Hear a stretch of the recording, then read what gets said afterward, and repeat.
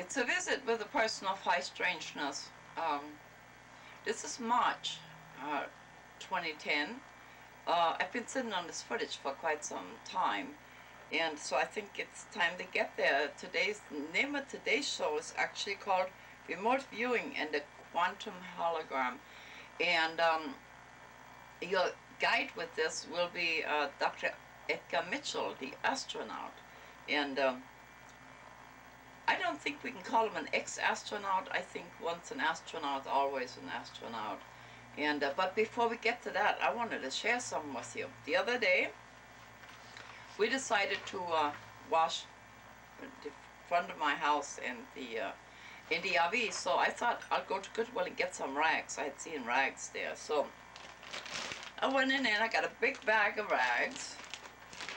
It was about filled up to here.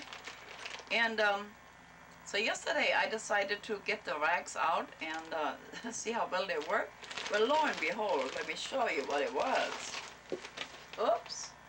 No, don't want that one. These are all almost brand new t-shirts.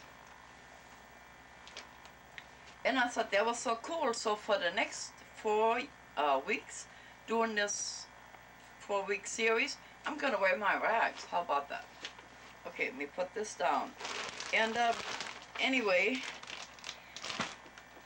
to the serious part of this whole thing, this is a 45-minute talk that Dr. Mitchell gave on the quantum hologram.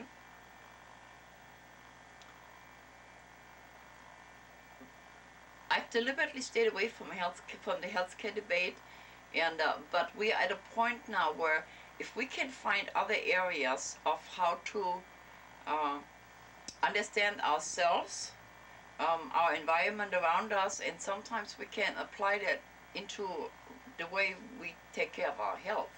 And so I think it's sort of an important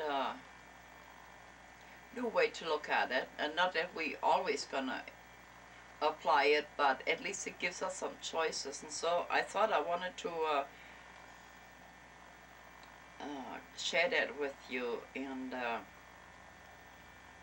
like I said, it's an uninterrupted 45-minute talk, and then next week we're going to incorporate Dr. Mitchell with Lynn Buchanan, one of the government remote viewers, and then over a 4-week period we'll see how it all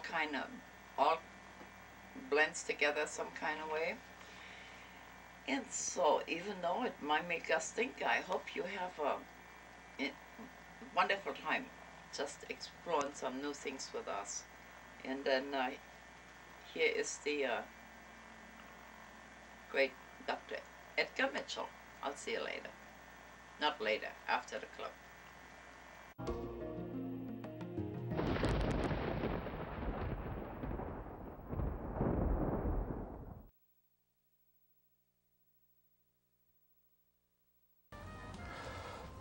I'm real pleased to be with you this evening. I thank you for being here. We'll have a good time, and we will go until such time as either you're ready to quit or they throw us off the stage. So, what's quantum hologram? First of all, it's rooted in the absorption-emission phenomenon. Let me explain what that is for those that don't know. And I know we have a few physicists in here and mathematicians that do understand, but in general, let's tell what it is. All matter at the molecular level emits and reabsorbs quanta of energy spontaneously. And we're kind of illustrating that. So that if you were to look at any bit of matter, whether that's chair, this podium, our bodies, whatever, physical matter is emitting at the molecular level quanta of energy and reabsorbing it. That's a well-known, accepted fact. It's been around since the beginning of quantum mechanics for 75 years. No real problem or question about that. But it's rooted in absorption emission. It's derived from the standard quantum formalism of the Heisenberg-Lie group algebra. Now that's for the mathematicians and physicists in the room. Here is the kicker. The discovery a few years ago by Dr. Walter Schempp and Ernst Benz in Germany, that those emissions are coherent and carry information. And that's a wow. It's a wow. Very, very profound when you start to look further at what the meaning of all of that is. It has been validated in the laboratory initially with MRI tomography. All of you are familiar with MRI machines. Probably many of you have been on one. Schempp, turned out, is an MRI expert working to improve MRI machines to get greater specificity, less invasiveness. In other words, to get a clear picture from MRI machines. And he came up with the formalism of the quantum hologram and realized by working with the MRI machines, that's what he was dealing with, this thing called the quantum holography, and started working on it. My other colleague, Peter Marsher, I'll tell you this little story. Peter Marsher, who was at CERN, is now semi-retired in England, lecturing and writing and doing research, freelance mostly. He was a mathematical physicist at CERN, and he and Schempp were working on computing machines, quantum computers, and they were using much of this advanced theory and structure. And Peter Marsher heard me lecture in 1995 at Cambridge University, St. John's College at Cambridge in England. Heard me lecture on the dyadic model, which I present in the Way of the Explorer. He said, I think we've onto something that kind of validates what you're saying. Can we talk? So we went to lunch together. And he explained to me, he'd heard me lecture on the dyadic model, which is an information energy model. And he said, I think we've discovered exactly what validates your model. And he started telling me about the quantum hologram. And after listening to him talk and thinking about it for a week or so, I wrote him back and I said, hey guys, how about knocking off the building better quantum computers, let's go solve the problem of consciousness. I think you found a very key ingredient. And since it had been validated already in the tomography experiments and improvements, we already were a leg up. We didn't have to go devise new experiments to validate what we were talking about. We just had to find some more usage of it. So what we realized that we were talking about is nature's own version of holography. We created, 40 years ago almost, laser holography, classical laser holography. The reason this is called holography is it obeys many of the same rules that we have used and discovered in creating holograms with laser light, and with splitting a beam, putting it back together, and so forth. So many of the characteristics of a classical hologram are indigenous and a part of the way nature has structured itself, and we've just discovered it. And what are the properties of a quantum hologram that make it so exciting? Well, first of all, it operates by phase conjugate adaptive resonance. For everybody in this room, the last word is the important one, resonance. For mathematicians and physicists in the room, the first three words are important.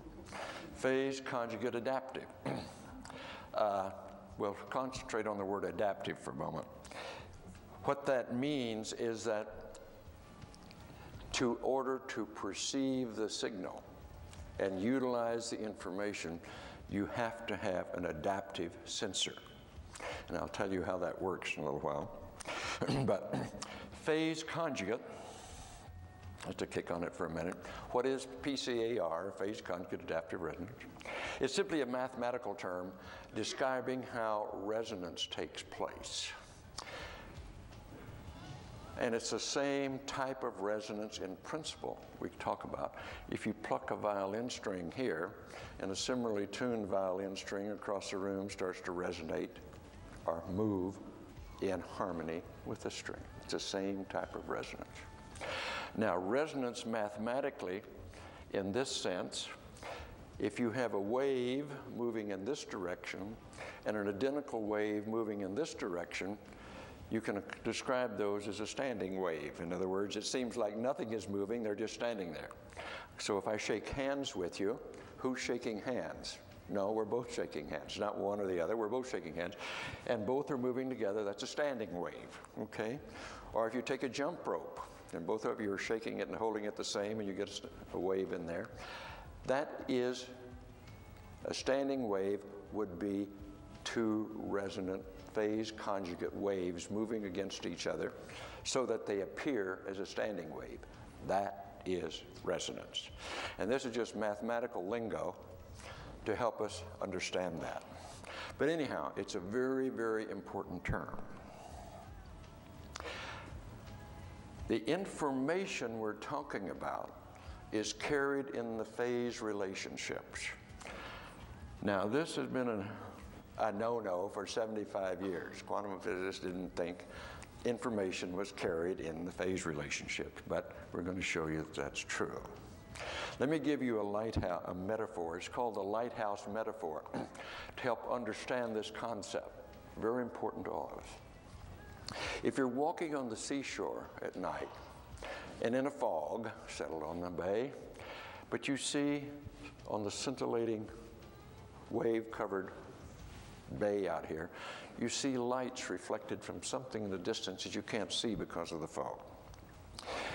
If the fog were to be lifted, you could see a lighthouse over there shimmering on the waves. But you can't see the lighthouse in the waves, you can just see scintillating light. In principle, if you knew all the waveforms, you could still the waves and see the image of the lighthouse reflected in the water if it were smooth like a mirror. How in principle do you still the waves? Well, if you knew the wave equations and how the waves interacted, because the interaction is their phase relationship, if you could still the waves, you could see it. In principle, can you do that? Well, the answer is yeah. All of the modern high-powered telescopes that we use to look at the heavens use exactly that principle. They shoot a beam of laser light into the heavens, catch the reflections from the air, atmosphere molecules and waves that causes the light to scintillate. The reflections come back down, it's corrected on a computer program, and lo and behold, it makes the light coming in from the atmosphere very clear.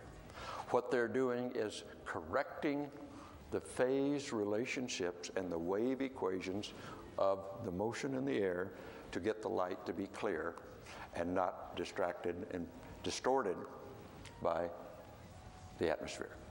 That's exactly the principle we're talking about. And indeed, so the information, as in a classical hologram, which is carried in the wave front, the interference front of the waves, the information is carried in a quantum hologram in the phase relationship. And it turns out that the brain can act as a phase gate in a similar way and decipher the information in the quantum hologram when you're in phase conjugate adaptive resonance with the source of the hologram. So, it operates by phase conjugate adaptive resonance. It carries the complete history of the physical object that emitted the hologram, the quanta. It's carried non-locally. Elizabeth Rauscher was hammering on the notion of non-locality. The quantum hologram is a non-local structure, which means that the information is carried out through the universe. It also has the property of distributedness, such that a little portion of the hologram has all the information. It goes non-locally.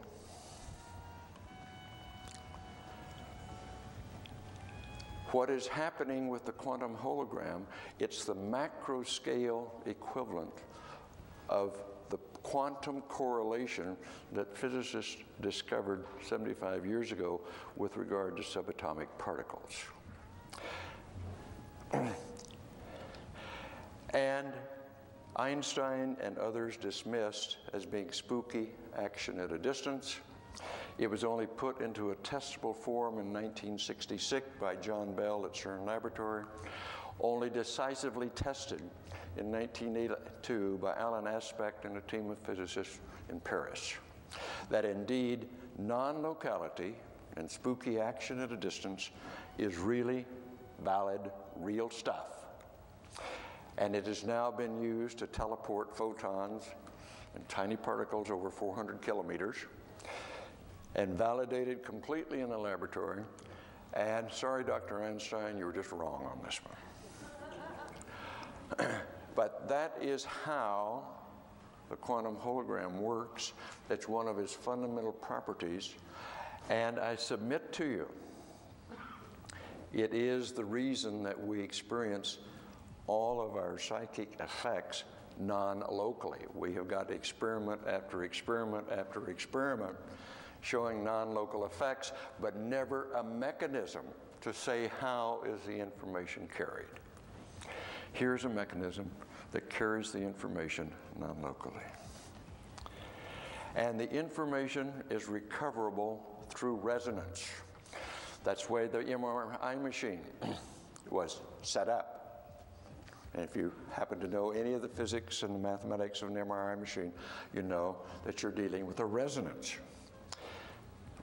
Okay, more properties. What comes out of the formalism? It's time irreversible. In other words, a quantum hologram that is produced by a physical object doesn't go back. It's not lost. It's time irreversible. There is no time symmetry in the equations. There's no real energy loss because the energy loss is being replaced continuously by quantum fluctuations from the zero-point field. And further, it confirms chaos theory arrow of time. In other words, there is a unique evolutionary history associated with each quantum hologram, which means each one of us and each thing is unique in and of itself. No two physical objects can occupy the same space simultaneously. Therefore, it cannot have a simultaneous or identical history. And if it has a quantum hologram carrying the event history, then each one has to be unique in its path, in its life path, in its history. It also confirms that we live in a 3D spatial universe plus time. There's been a lot of talk about multiverses, multi-universes, etc. There's quite a bit of theory that shows macro scale quantum effects cannot happen in more than 4 dimensions.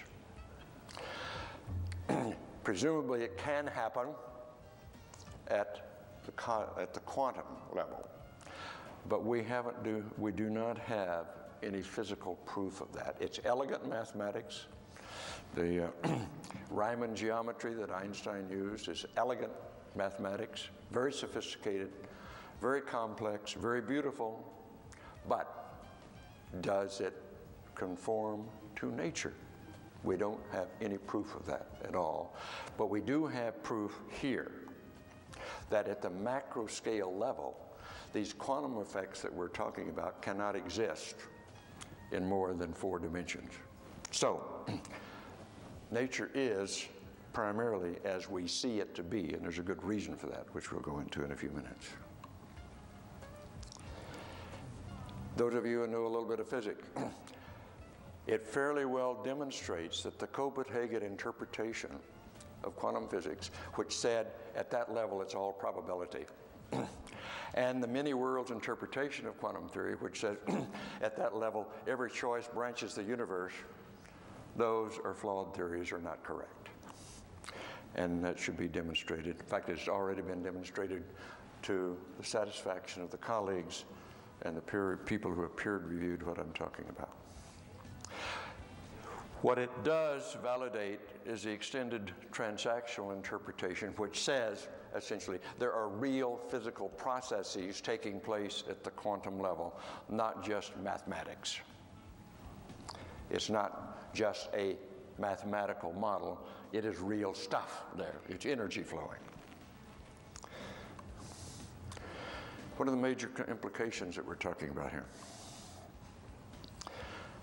All physical matter has quantum attributes. The quantum properties, in other words, are not just for subatomic matter, as has been insisted upon for 3/4 of the last century, for 75 years, since the beginning of quantum physics.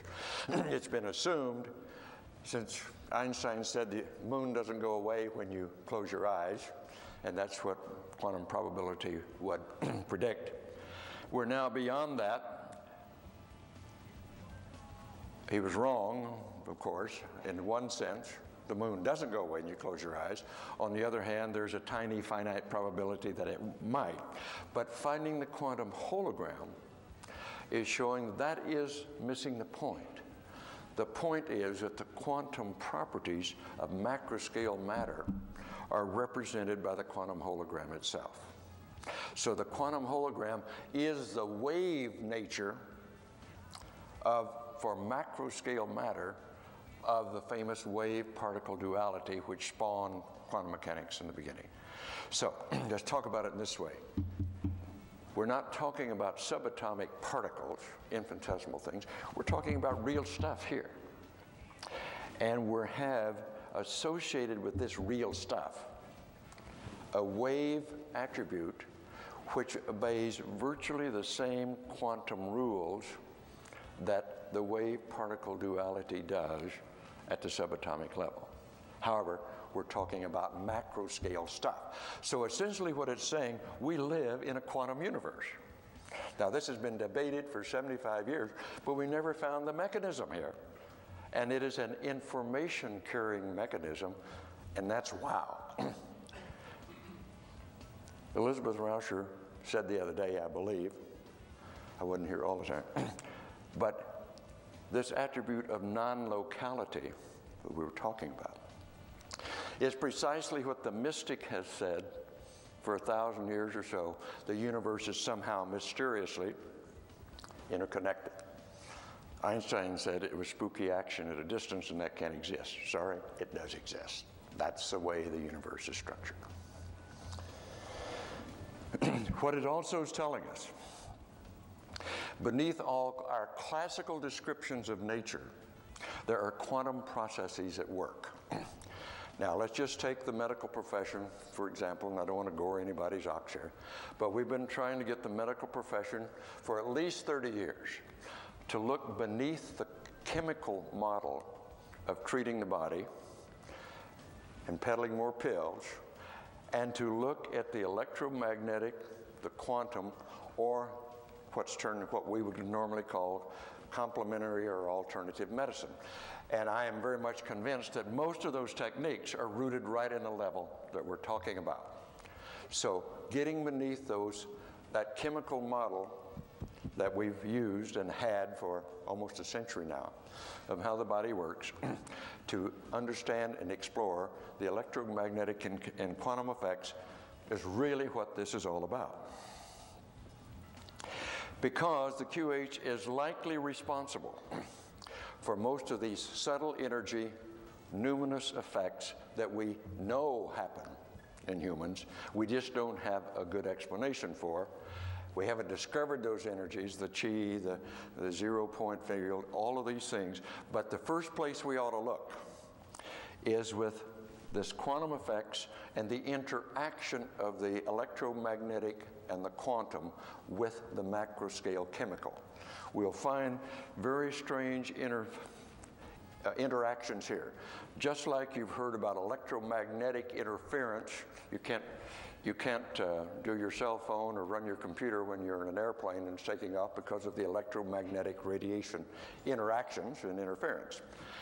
Much of what we're seeing, probably in the human aura and these other so-called astral bodies and effects associated with the human body, the human thought, and these are very likely associated with quantum effects or the interaction of quantum effects, chemical effects, and electromagnetic effects.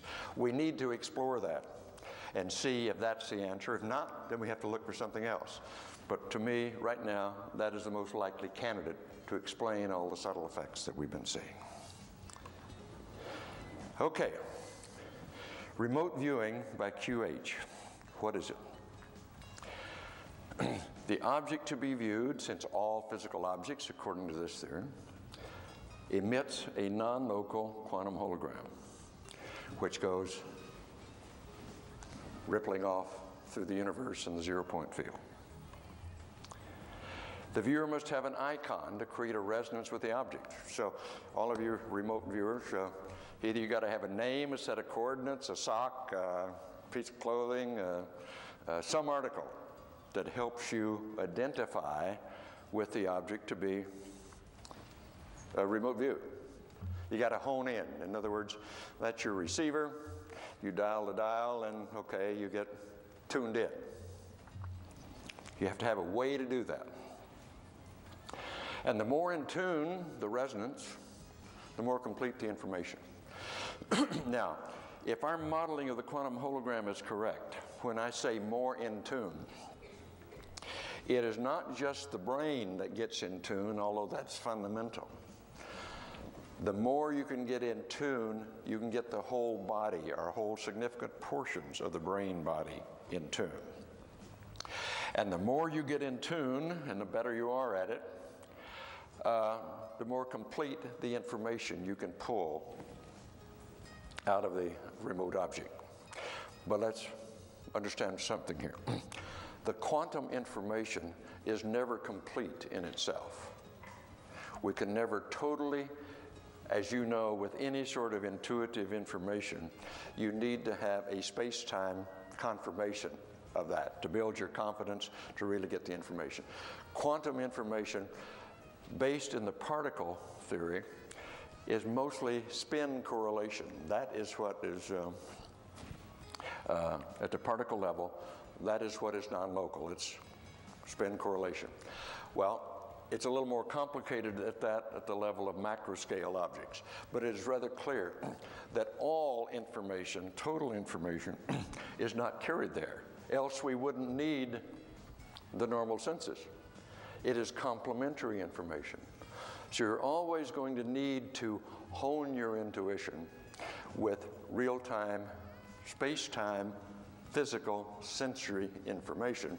And the more you do that, the more you can rely upon it. However, in this theory, if the upper limit to resonance should result in an out-of-body experience, if the body is so totally in resonance with the remote object, you should feel like you're right there.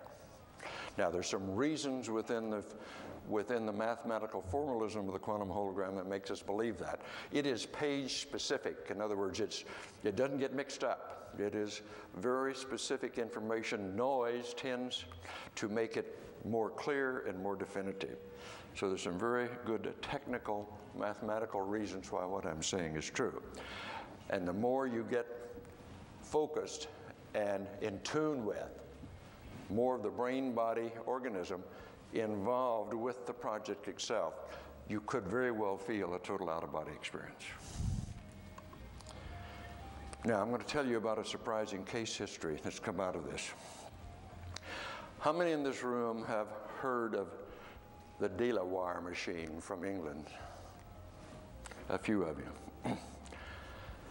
George De La Warr was an engineer back in the 40s and 50s, a British engineer. His wife was a remote viewer, I called him sensitive then, and very, very good. And he was determined to try to get science involved with this 60 years ago. And he was successful. But of course, he was way, way ahead of his time. He got laughed out of the scientific establishment, called a fraud, cheating, et cetera, et cetera. But nevertheless, he continued his work. Just in the last year and a half, some of that work has been revisited. A group has purchased the De La Warr labs. And one of the things that remained in the lab were about 9,000 slides from the 1940s and 50s period. Glass slides that the De La Warr machine, now what he had concocted was a series of dials and things to help his wife, who was the initial operator or sensitive, get in tune with or resonate with the object. And he did many, many thousands of tests on everything from simple materials, elements, chemical elements, to human beings, animals, disease, health, and so forth. He ran thousands and thousands of tests, and he had during the period, about 13,000 different slides that he had made of his tests, of which around 9,000 were left. And what he did, some of the tests, the whole series of them, not too much to describe tonight, but of course, some of the tests used an icon, a drop of blood, a hank of hair, or something, for the operator to resonate with, and then they would take a picture. Well, it was just a normal 2D slide, they thought. We had one of my colleagues that was helped writing this paper, a lady by the name of Sue Benford, had some of these 2D slides analyzed using three-dimensional analysis, modern computer software, which wasn't invented until 15 or 20 years ago. Lo and behold, what jumped out as they used the software was three-dimensional encoding of the object that was the specimen of the subject. And you could turn it like in any 3D image on a computer and look at it from all angles, etc. Wow. This is totally mind-blowing. If nothing else, it validated that De La Warr, whatever his machine did, some said his machine was a fake, they didn't accept that mind was involved with it. Nevertheless, this showed that something worked, and that what worked is he was capturing on a photographic plate three-dimensional encoded images of a remote subject that only had an icon here to create the resonance. That is not only remote viewing, but that's PK involved. Creating a a glass plate film, and with a specimen, an icon, and one of the classic ones we looked at was a wire in a cow's stomach who was sick. And wanted the De La Warrs to diagnose what's wrong with my cow. Well, they obviously didn't bring the cow into the laboratory. They brought a sample, a specimen. And we could take, 50 years later, that slide, put it on a computer analysis, turn it around like you were looking at it in real life. It was submitted for independent analysis to MRI experts at one of the leading universities here, double blind, they didn't know what they were looking at. I said, that's the best MRI image I've ever seen, but how did you get those slices so perfectly? Wasn't MRI slices at all, it was a single slide with three-dimensional encoding. Ladies and gentlemen, the only thing that could have done that in modern theory is a quantum hologram. It's the only thing that carries the information and has a distributed property so that the entire information was carried in a drop of blood. Am I getting my point across? That experiment alone was a combination of remote viewing and PK. And the slide analysis using modern software produced 3D encoding on standard two-dimensional slides. So a new thing is coming out of here, out of this quantum holographic theorizing and experimental work. First of all, our classical theory of perception is a gross oversimplification and is simply incomplete. The classical theory says, you know, our 5 normal senses are sound, sight, taste, touch, and smell. But QH suggests that both classical and quantum information is utilized for perception, that it takes both. And if we're evolved species and perception evolved along with the rest of the complexity in the universe, this non-locality as a ubiquitous information system was around long before planetary environments that allowed sight, sound, smell, touch, and so forth to have evolved. So we would say, and I have written a paper given 2 years ago, peer-reviewed in Belgium, called Nature's Mind, the Quantum Hologram, which explores exactly this issue, that the basis of subjective experience and perception is non-locality. Therefore, we can say that the brain creates the PCAR condition with the object by phase gating, as it were, the quantum holographic information and the space-time signaling coming in through the normal sensory channels. A way to think about this: if I snap my fingers, or you snap your fingers here, where do you hear the sound? You don't hear it in here. You hear it as though it's out here. Well, how in the world does that happen? That's what phase conjugate adaptive resonance means. The brain creates, as it were, a virtual signal. And it's the only way you can mathematically model this distance that you hear out here, or reality that we see things where they are in the Cartesian theater of our existence. It's not because of binocular vision, although that enhances the effect. It's because, like bats, like dolphin, like side-looking radar, we put out a virtual signal instead of a real physical signal, and echo it back and measure the wave phase relationships in order to see where things are. Why is that important? Because we're in an evolving universe and survival depends upon it. If we weren't able to perceive our reality the way it is, we couldn't survive.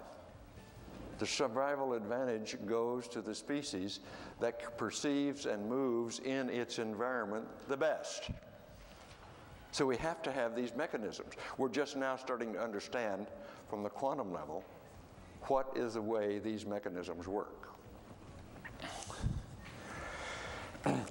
It's also helping us see that the brain is a massively parallel quantum computer, which has been denied for quite a number of years, that the brain is too hot to do quantum processes.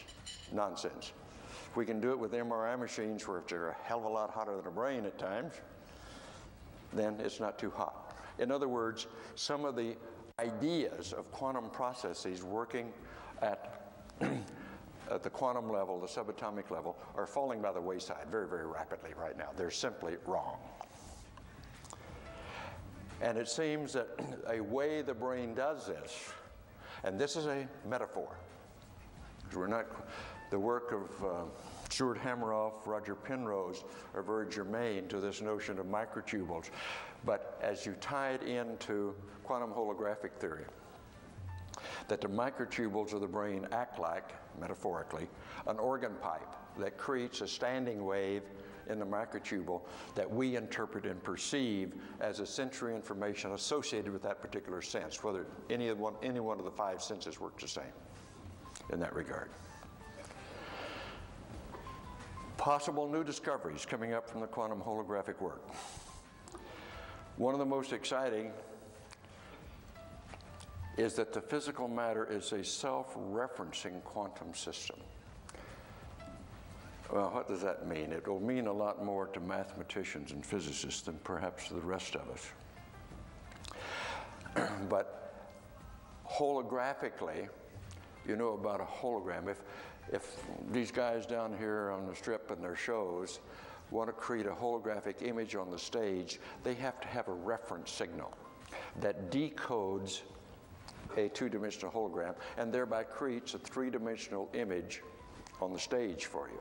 Or if your car dealer wants to show you a new automobile, but he doesn't have one really in stock, so he shows you a holographic image, he has to have a reference signal that projects it into a three-dimensional reality. So you can see it, but you can't touch it. You can put your hand to it. The quantum hologram is kind of the same thing. It's an image carrying information, a distributed image. But one of the big problems in quantum physics is what's the reference? They haven't really concerned themselves too much with phase. All of a sudden now we're interested in phase. What is the reference? It turns out each individual physical object is its own reference. What does that mean? It's its own 0 point. Used to graphing something, you have to have a datum, x, y coordinates and a 0 point. Every physical object is its own 0 point for the emission of the quantum holographic waves. This has a very powerful implication, and some of you may understand this word, certainly physicists and mathematicians will. It seems to solve this notion of self-referencing, seems to solve a very thorny problem in cosmology and quantum physics called renormalization. And I've touched this to a couple of people in the community, and they say, wow, if that really works, you've explained something very powerfully. And we now know the reason for that. It has to do with this phase problem. That if you didn't, that the phase was arbitrary and we had an arbitrary constant in many physical equations that you had to subtract out arbitrarily to make the numbers come out right.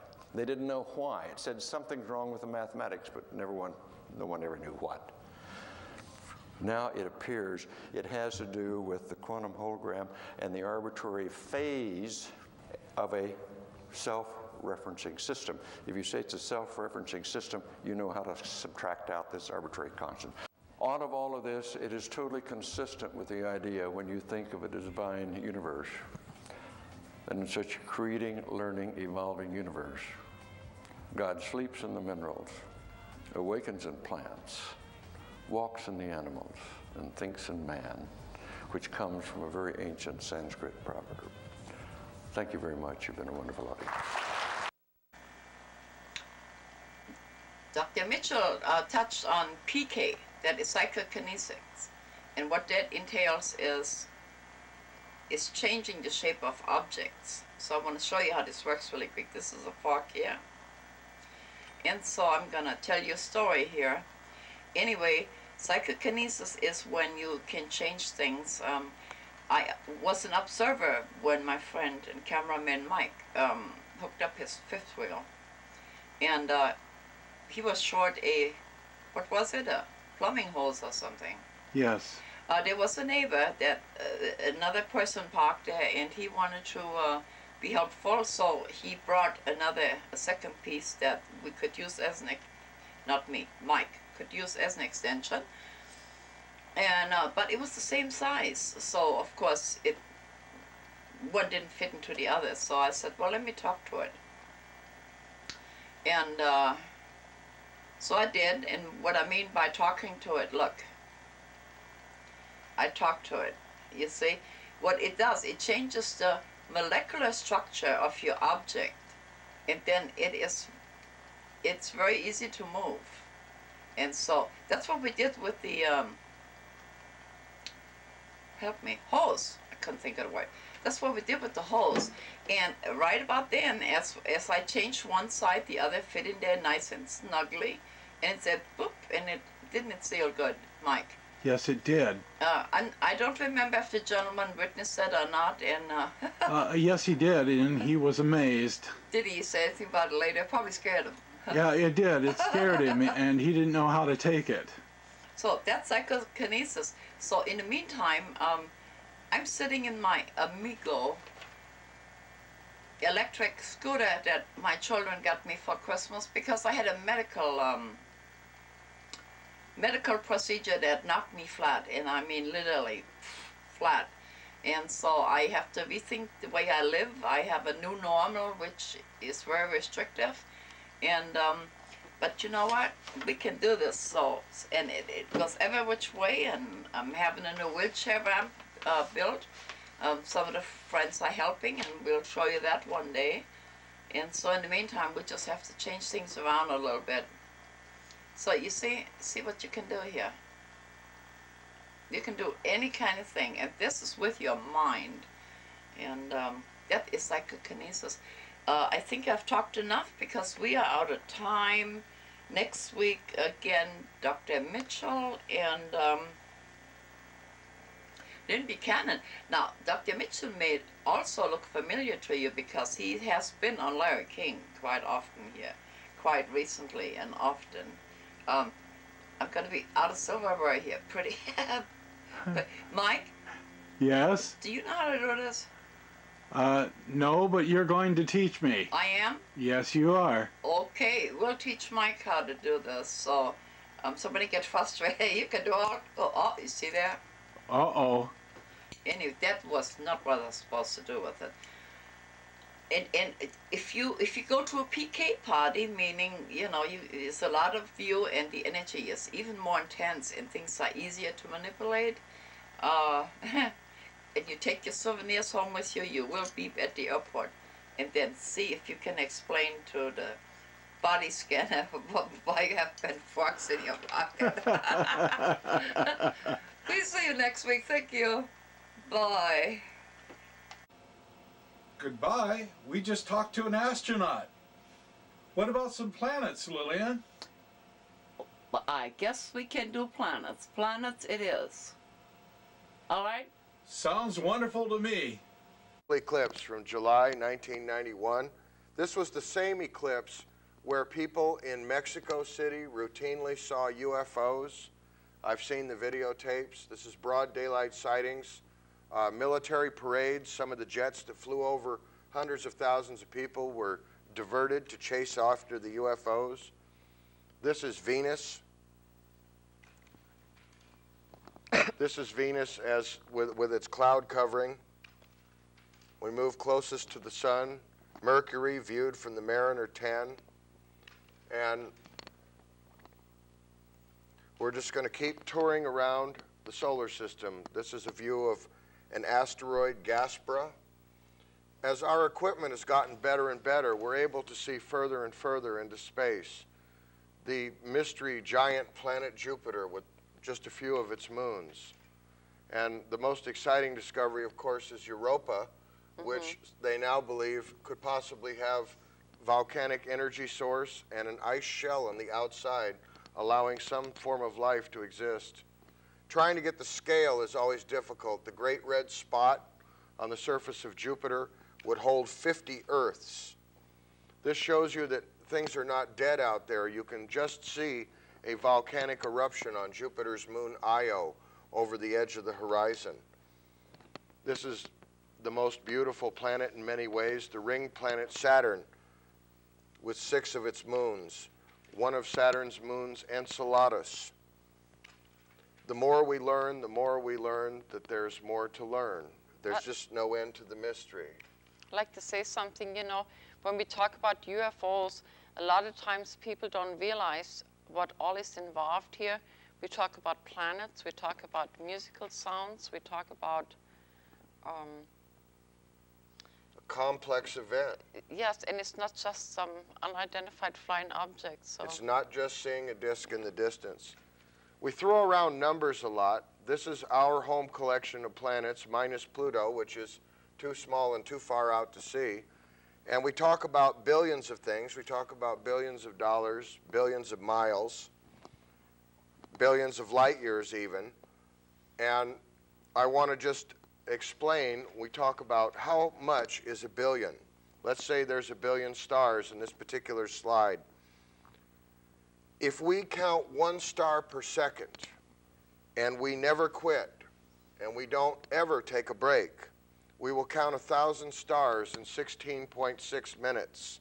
We will count 1,000,000 stars in 11.57 days. And if we never, ever quit, we will get to our first billion in 31.7 years.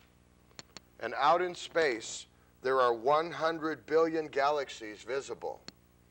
There are approximately 100 billion stars per galaxy, like our own. This pinwheel shape is repeated over and over again through the universe. It's an essential shape. Kind of odd that it looks like a UFO. It also looks like a mandala. It also looks like many other of our most important symbols. There's strong evidence that more than half of the main sequence stars have planets. This is the Pleiades, which is a particular constellation where some people believe some of our extraterrestrial visitors originate. If only one out of every 1,000,000 planets has a position and evolutionary conditions like Earth, there are 10 billion planets out there that may be similar to Earth. The Hubble telescope has brought us some of the most extraordinary views. This is why it's great to be alive now. Anyone who can get on the internet can see the deepest views of space. These, interestingly enough, are called starbirth clouds. So everything that exists is being born and being dying in an endless cycle. We see all of these grandiose cosmic explosions, galaxies without end, worlds without number. And so we're supposed to assume just because someone tells us that we're all alone and that all of this glory was created just for a species called man. I find that very hard to accept. This is called a dying star.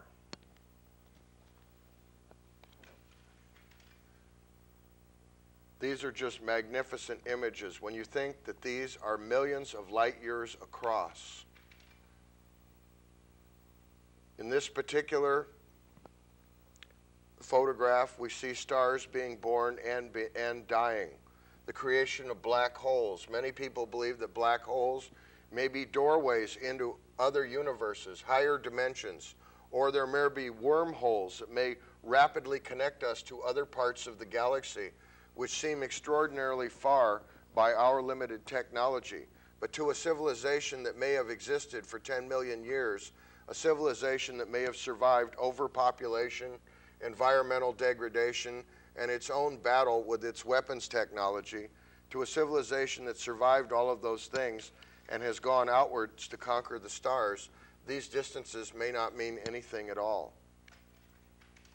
I believe if a person gets into my webpage, which is usually at the end of the show, I believe some of these pictures can be accessed through the, these are the ones from the Hubble, no? Yes, and you can type the Hubble onto a search engine, almost any search engine, and you can get extraordinary information, and all of these can be downloaded. These color slides are readily available in many places. There's never been a better time to tour the galaxy. Yeah, excuse me. I'm sorry. Or you can go to my webpage and just push what's new on Mars, and I believe it'll jump you right in it. That would be perfect. Yeah, so. This is the most extraordinary slide that I would like to certainly direct everyone's attention to. This is where you take the Hubble telescope, point it into the deepest view of space, and just like a camera lens, you set it on infinity. And every one of those blobs of light is not a star. Those are all galaxies. Oh, my. Exactly. It staggers the imagination. And they have now proven that there are other planets in other star systems. Not that, I think for anyone who's taken a look at all of this, you already pretty much know that there are other star systems with other planets, and we are not alone. I don't think that's really up for grabs. The question is, have we been contacted?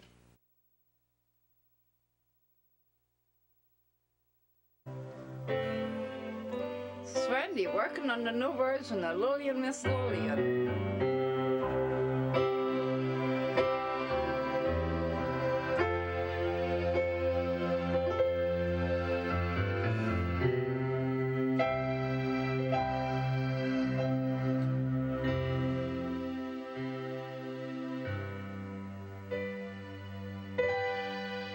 Cool, huh?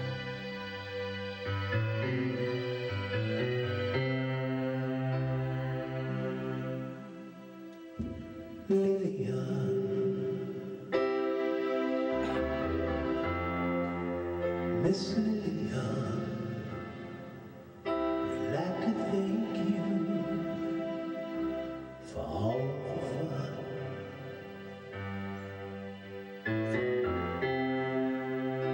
Took us there, and you took us there, and it is just because you really care. Where our journey goes, oh, it begins. It's part of why our planet will extend. And if we do our part and use our heart, fulfill our mission we've had from the start.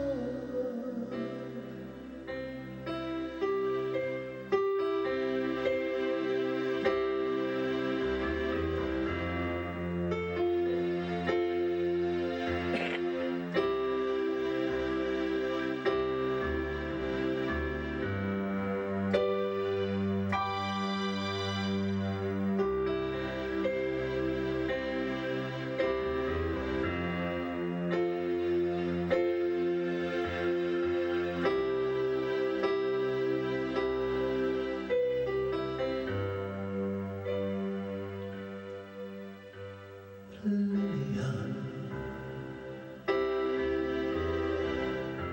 Miss Lillian, we'd like to thank you for all the fun while you took us here and you took us there. And it is just because you really care.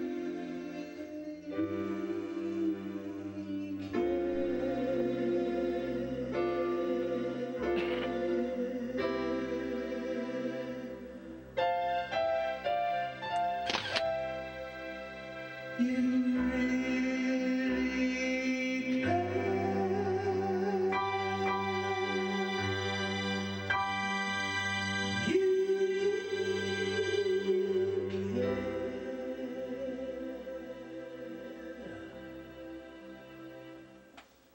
Thank you.